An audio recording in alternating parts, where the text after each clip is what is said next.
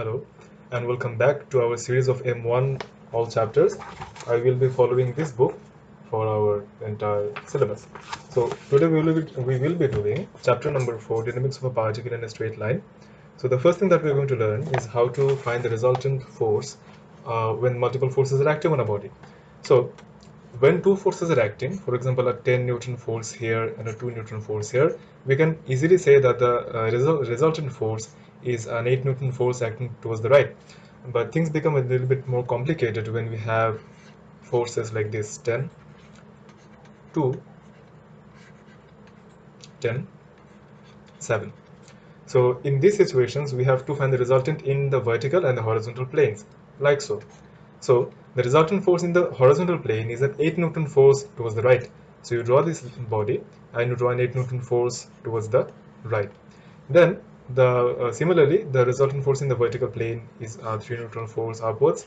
Then what you do is you draw these forces head to tail like this 8 Newton force here and the 3 Newton force here.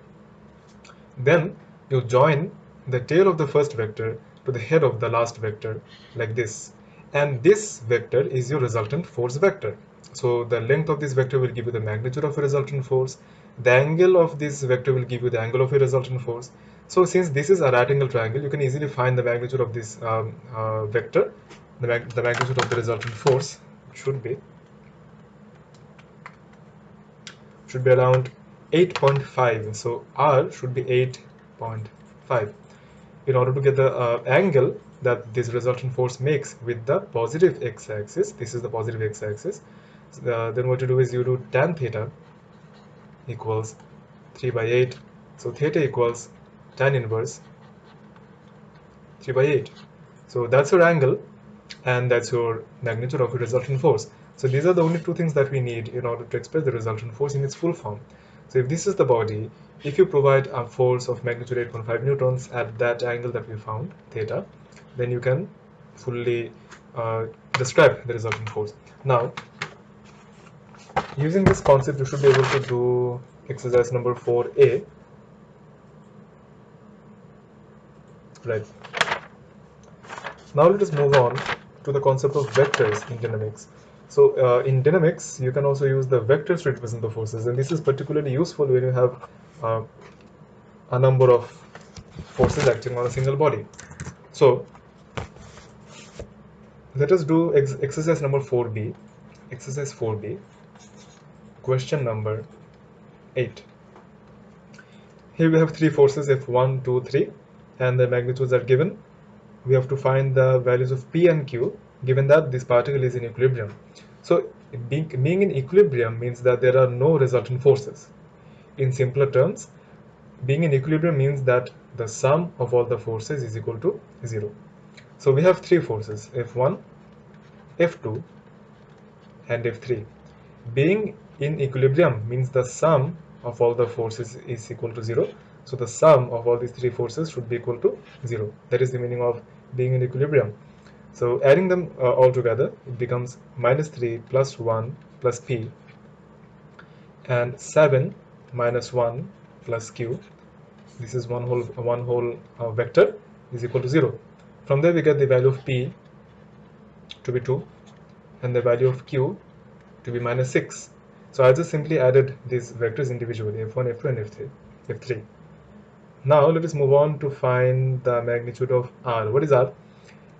In part B, what they have done is they have removed the force F3. Now we have only two forces, F1 and F2. So F1 and F2 will give us, adding F1 and F2 will give us the resultant of F1 and F2. Resultant can also be called the sum of the forces. So the resultant of F1 and F2 will simply be the sum of F1 and F2. So adding F1 and F2 we get minus 2 and 6. So this is the sum of F1 and F2. So this is the resultant of the forces F1 and F2. From here we can find the magnitude and also the direction of our resultant. In part B we just have to find the magnitude. In order to find the magnitude of a vector, you have to square the x, square the y, add them together and then square root. So that will give us our magnitude of the resultant force to be root 40 newtons. Moving on to part C, we have to find the angle of this resultant force. So since this is a vector, you can represent this vector in terms of a line. So minus 2, 6 will mean minus 2 on the x-axis, minus 2, and 6 on the y-axis, 6. So this is the end point of this vector. So if you draw a line, the angle that this line makes with the x-axis is the angle that we're looking for. Oh, sorry. We have to find the angle between this vector and the z-axis. So basically this is the z-axis, this is the y-axis, this is the negative I, this is the negative j. Now we have to find the angle of this vector with the vector j. This is the vector j. So this is the angle that we have to find. Since this is 2, this is also 2. We are only talking about the magnitude. And this part is 6. So tan theta is equal to 2 by 6. Our theta should be 18 degrees. That's your answer.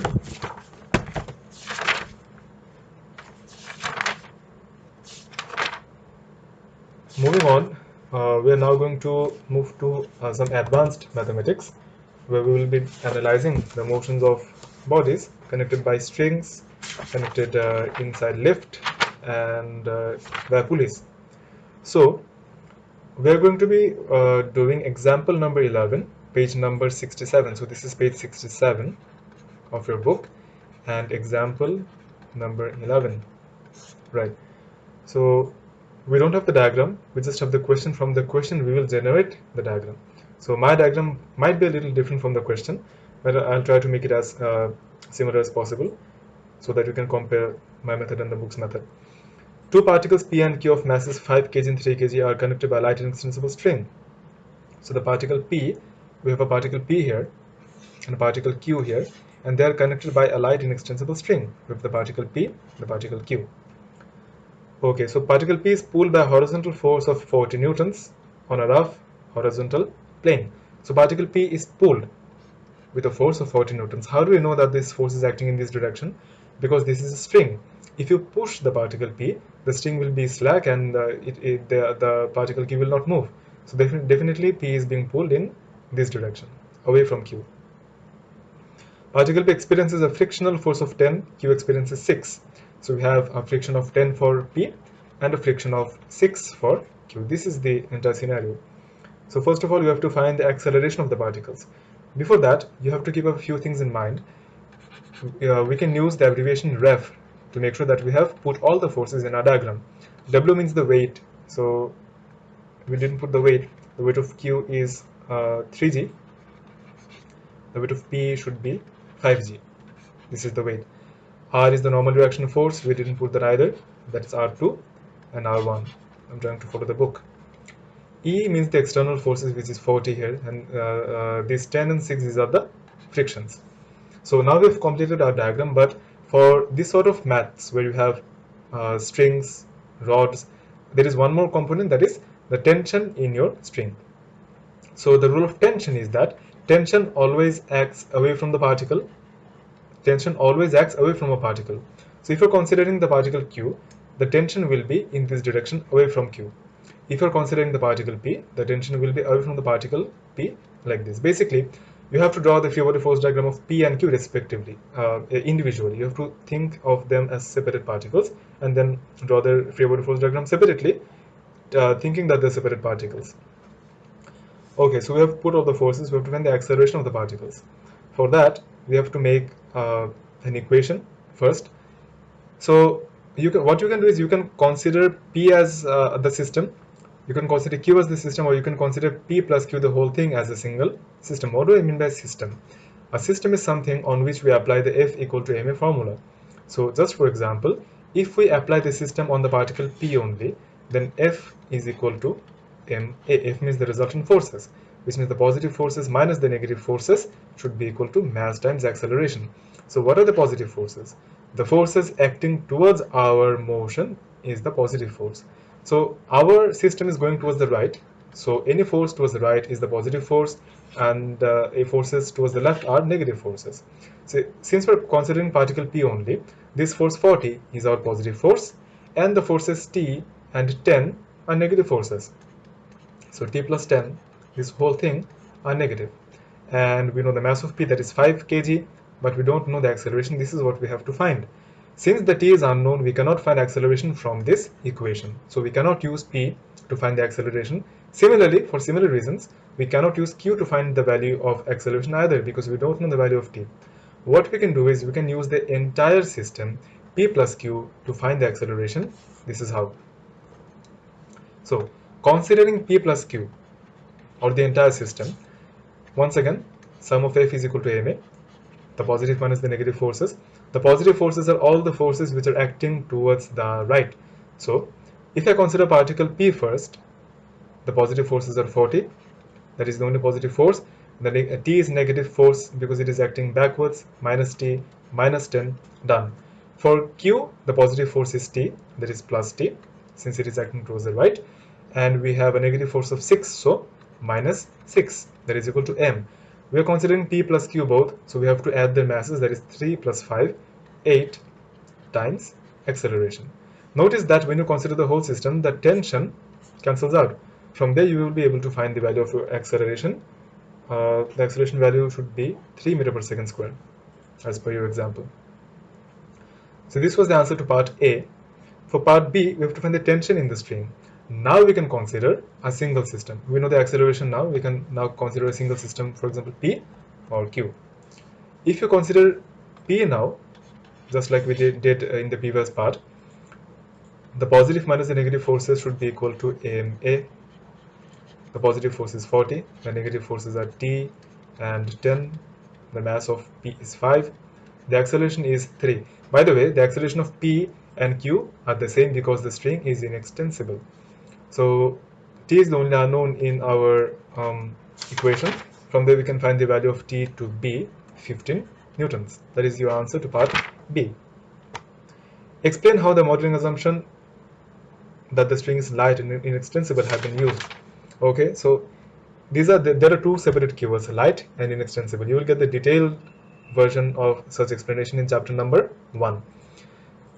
The string is inextensible, and we have used this assumption in the fact that both the particles have the same acceleration, and it is light because the tension is the same throughout the entire string. Why is this so? If the string had some sort of mass, if the mass was considerable, then it would have bent like this. Therefore, the weight of that string itself would have provided additional tension here, here, and here. On the other hand, the tension in this part and this part would have been cancelled out, so the tension of this part would have been lower than the tension of this part. But since the mass of the string has been taken as negligible in our math, so the tension throughout the string has been taken as constant, that is T. So that was example number 11. Using this, you should be able to do the maths regarding connected particles, for example, car and trailer. Now moving on to a new type of maths regarding lift. So for lift, what we have to do is we are going to be doing example number 12 on page number 68, right?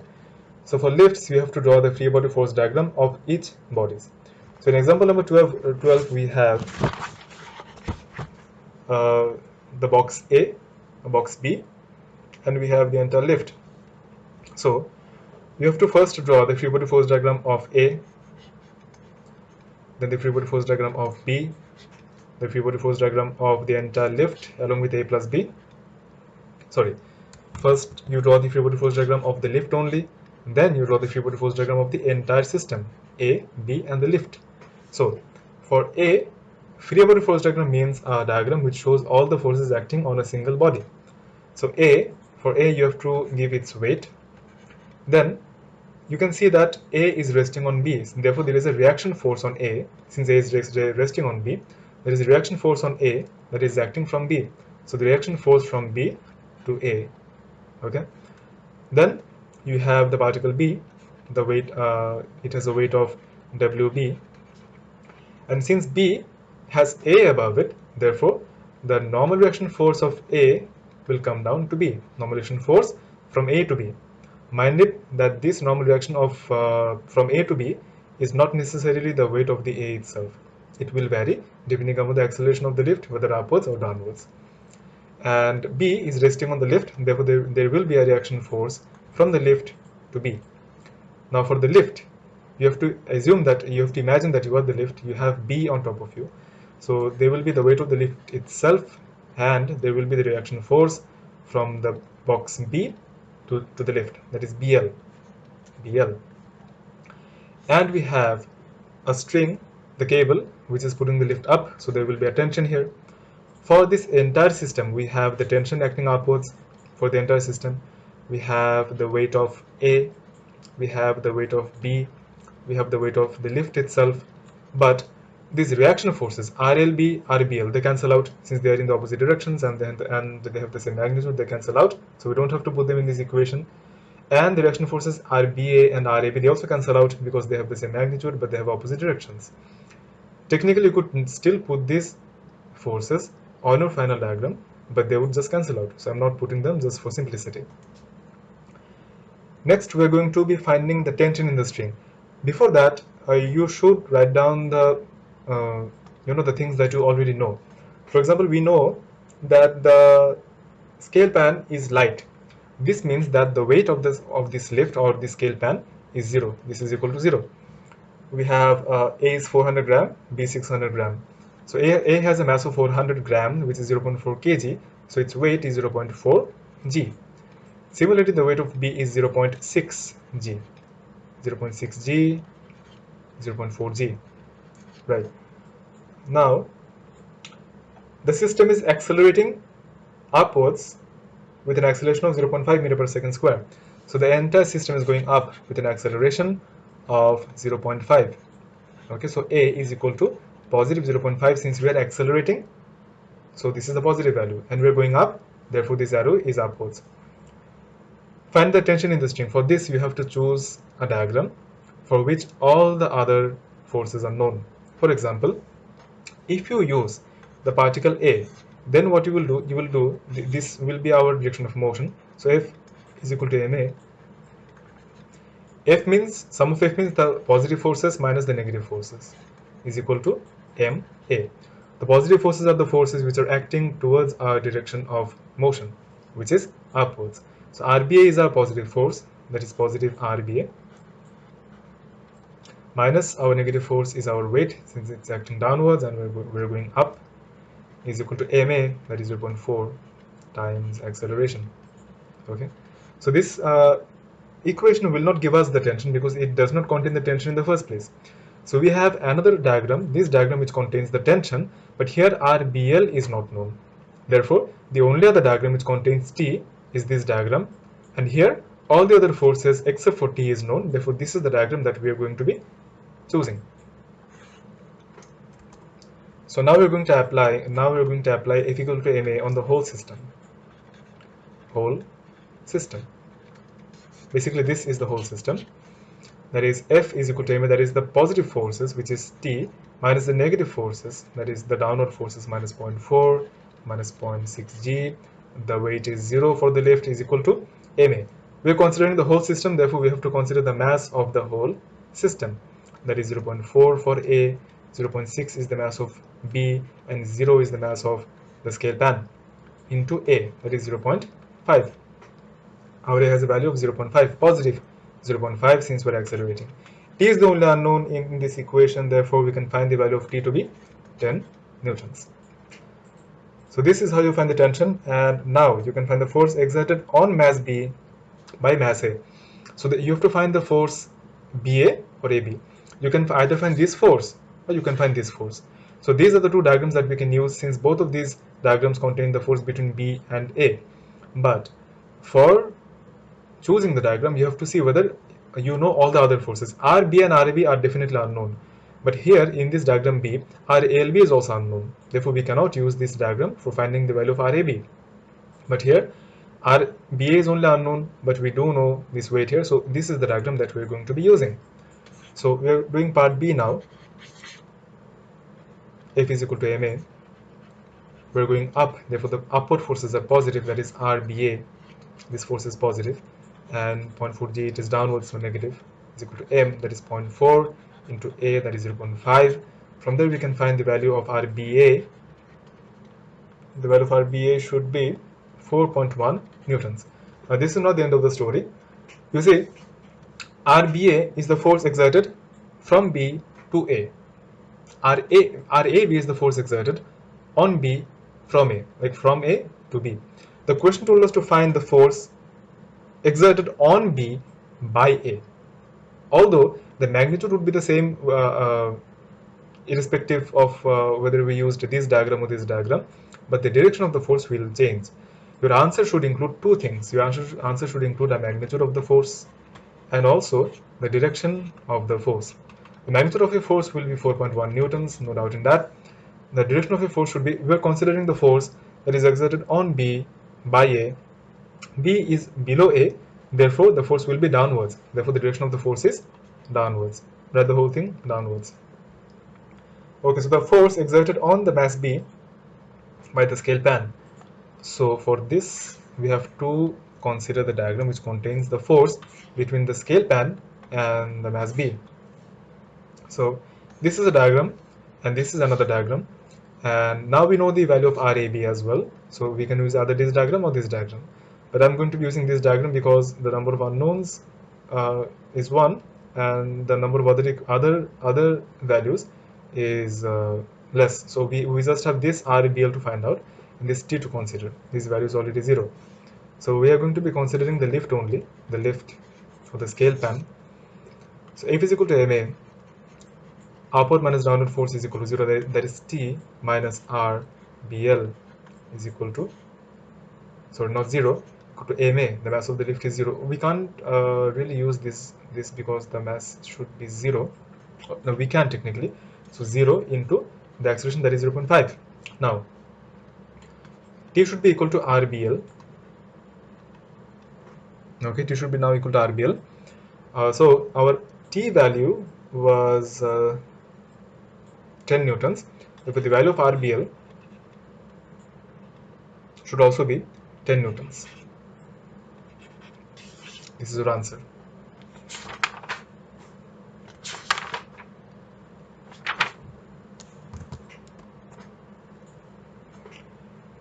Now we will be transitioning to a new type of math, which is the math regarding pulleys.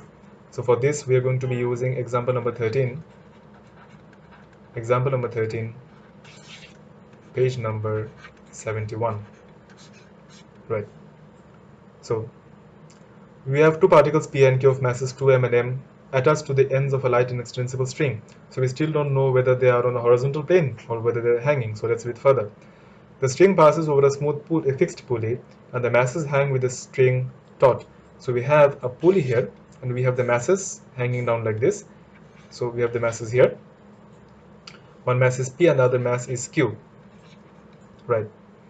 So their masses are 2m and 3m respectively. So let me just write down the weight so that I don't forget. 2m and 3mg. Right. The system is released from rest rather than the equation of motion of P and the equation of motion of Q. For that, you have to complete the diagram. Since this is a string, there will be tension in the string. Tension always acts away from the particle, so the tension will be here like this, and the tension here will be like this. Now, the equation of motion for P. We have to first consider which particle is heavier. Since Q is heavier, therefore Q will fall down and P will move up. Therefore, Q will go down like this, P will go up. So, equation of motion for P. Equation of motion will be derived from the equation F is equal to ma. F means the positive forces minus the negative forces should be equal to mass times acceleration. Now since P is going up, the upward forces are positive, the downward forces are negative for us, only for particle P.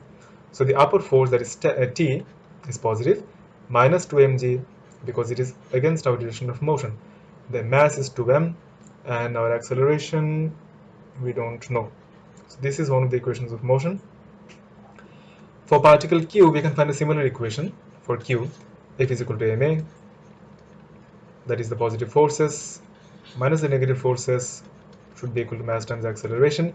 Q is going down, therefore the downward forces are positive for us. This 3mg should be positive, minus T is equal to ma, that is 3m into F. That is equation number 2.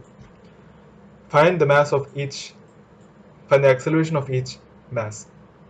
Okay, for that we can use these equations to get two simplified equations, that is T is equal to 2 ma plus 2 mg. Here T is equal to 3 mg minus 3 ma. Right. So these both are the expressions for T, and T is tension is constant throughout. Therefore, we can say that T is equal to T. Therefore, 2 ma plus 2 mg should be equal to 3 mg minus 3 ma. From there, you can find the value of your acceleration. The value of acceleration should be g by 5. So g by 5. Right, so the m's will cancel out. You take a on one side, take the a common, and then get g by 5. That's our acceleration, g by 5. Right. Find the tension in the string. Now you use either of the equations, equation 1 or 2. We have this, so T is equal to 2ma, that is g by 5, plus 2mg. From there, you can take the mg common, and your tension should be 12 by 5 mg. That's your tension, 12 by 5 mg. Now, find the force exerted on the pulley by the string. Okay, so for this, we have a simple formula. The formula goes like this. The force exerted on the pulley is equal to 2t cos theta by 2. T is the tension in the pulley, and theta is the angle between the pulley. Here, our tension was 12 by 5 mg, and the angle between our strings is 0. Therefore, 0 cos 0. Cos 0 is actually equal to 1. So, cos 0. So, cos 0 is 1. So, 2 into 12 by 5 mg, that should give us 24 mg by 5, or 24.5 mg. That is the force exerted on the pulley. Find the distance moved by Q in the first 4 seconds, assuming that P does not reach the pulley. So we now know that Q started from rest. So this was part C. We are doing now part D. So this is an SOVAT case. So let's write down SOVAT. We are working with the velocities, accelerations, and everything. So we have to find out the distance moved by Q. So S we have to know. We know that Q starts from rest, so U is 0. We don't know the value of V. We cut it out of the equation. We know that the acceleration of Q is g by 5, and we want to know the distance moved after 4 seconds. So we need S, U, A, and T to be used in an equation. The equation, which consists of S, U, A, and T, is S is equal to UT plus half AT squared. Now, we are considering the downward direction as positive for Q. Therefore, since Q is being displaced downwards, so our S will be positive S. Our U was 0, so UT will also be 0. This whole thing will be 0. So 0 plus half A. Our acceleration is downwards, g by 5. And since our positive direction is downward for Q, therefore the acceleration is a positive g by 5 here. And the T is 4. From there, so here's its square, so 4 square. From there, you can find the value of your displacement for Q to be 15.7 meters. Okay. So this is another case where we have to work with an assumption. The tension in the string is the same as P at P as at Q. This is the implication of the pulley being smooth. So once again, you will get a detailed version of these explanations in chapter number 1. So for our last segment, we will be doing example number 14. Example number 14. Just do example number 13. So let us construct the diagram at first. We have two particles A and B of masses 0.4, 0.8, connected by a light and extensible string. We still don't know whether they are on a horizontal plane or around a pulley or whatever. Particle A lies on a rough horizontal table. So we have this particle A that is on a rough horizontal table. A is on a table, fine. And we have a string going through A. Okay. 4.5 meters from a smooth pulley. So we have a pulley here, and A is basically 4.5 meters away from this pulley. From here to here, the distance is 4.5. Okay, so this pulley is fixed at the edge of a table. So we have a table here. At the edge of a table, we have this pulley. So the pulley is marking the edge of this table. The string passes over the pulley, and below the pulley B hangs freely. So we have this mass B hanging freely below the pulley, with the string taut 0.5 meters above the horizontal ground. So we have the ground here, and the distance from B to the ground is 0.5 meters. Right. A frictional force of 0.08 g opposes the motion of particle A. So remember that this table was rough, so we will have friction. The value of the friction has been told in the question, that is 0.08 g. Find the acceleration of the system. First of all, we have to put all the forces.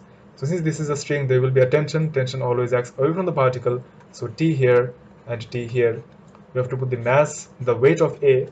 The weight of A is 0.4 g. The weight of B here is 0.8 g. And we have to put the normal reaction here. And we don't have any normal reaction for B, since B is not resting on a surface. So the acceleration of the system, for that we have to make their equations of motion at first. For particle A, the particle A is moving towards the right. Therefore, the rightward direction is positive for particle A. So if we apply F is equal to ma, and then we want to subtract the negative forces from the positive forces, the positive forces will be the forces that are acting towards the right, because A is going towards the right. That is T minus 0.08 g. This is negative because this is acting towards the left and we're going towards the right, is equal to ma, that is 0.4 into acceleration. Right. So we don't know the acceleration, we don't know the value of t. So this is our equation number 1.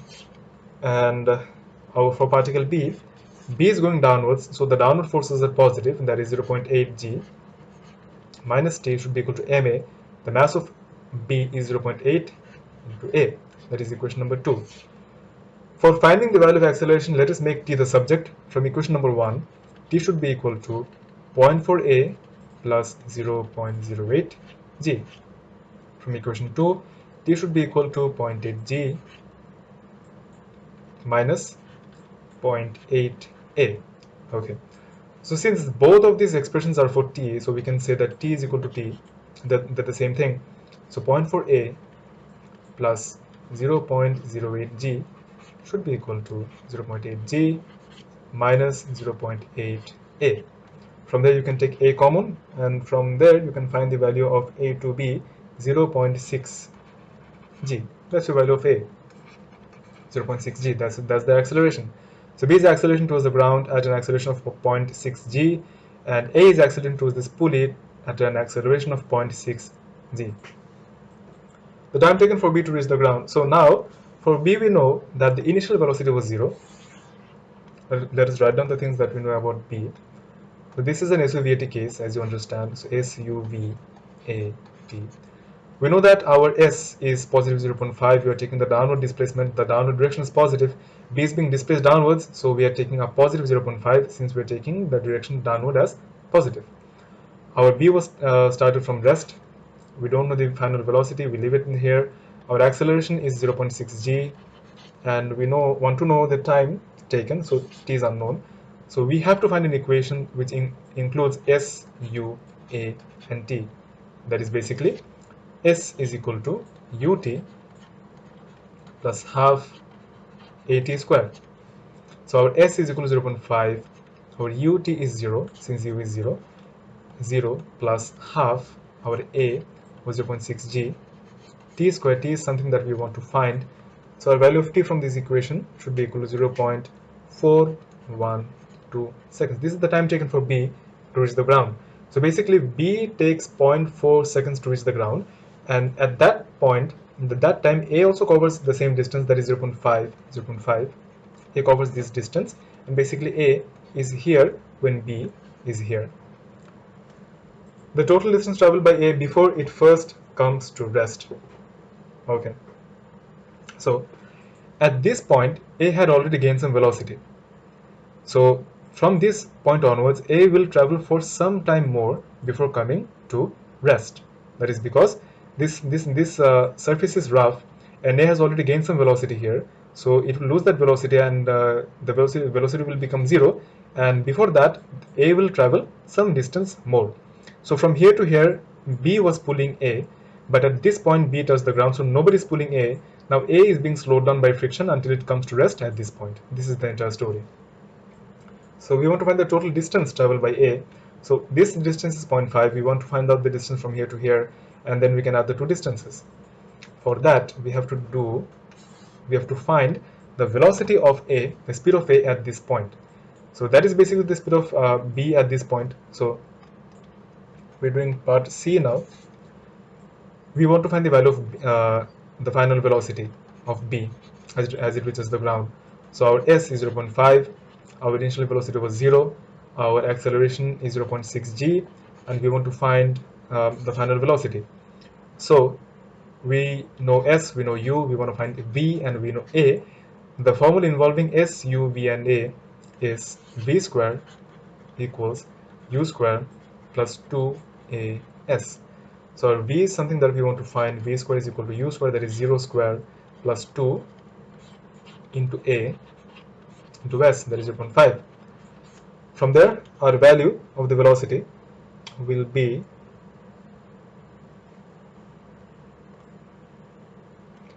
2.4247. 4247 meter per second was the velocity of B at this point. So this was the same velocity for A at this point. So at this point, A had a velocity of 2.42487 meters per second, and at this point A had a velocity of 0. And from here to here we want to find out the distance moved, the S, but we have to find out the acceleration. We know the U, we know the V, we want to find the S. We need one more known variable, that is the acceleration. We can find that very easily using the formula F is equal to ma. Now once A reaches this point, A only has the frictional forces acting on it. Now the free body force diagram of A will look something like this. It has its weight acting, it has the normal reaction, it no longer has the tension because B has reached the ground and the string has gone slack, so there is no tension, but we still have that friction of 0.08 g acting on A, and A is still moving towards the right. Therefore the right forces are positive for us. We don't have any reaction to any force towards the right, therefore 0 minus the left force, that is 0.8 g, is equal to ma, that is 0.4 times the acceleration. So our acceleration for A should be minus 0.2 g, and that is obvious because A should be slowing down because of friction, so this is a negative value. So we now know the U, the V, the A, and we want to find out the value of S. So we know the U, we know the V, we know the A, and we want to find out the value of S. The equation involving U, V, A, and S is V square equals U square plus 2AS. So V0, U is 2.42487 plus 2. Our acceleration has a value of minus 0.2 g since it's decelerating, and our S is something that we want to find out. From there, our S turns out to be 0.50 meters. So this is the distance that A further covers from here to here, that is 1.5 meters. So the total distance traveled by A is this 0.5 plus 1.5, that is 2 meters. That is your final answer. So the chapter is fairly diverse. Not all the examples and not all the maths are similar. So if you need help in other maths, I've been getting a lot of requests for classes, extra classes, personal classes, tuitions. So I've decided to put up my account on Fiverr, and I will leave the link to my account in the comment section below. If you want to book a class with me, feel free to book a class on Fiverr. Thank you very much for watching.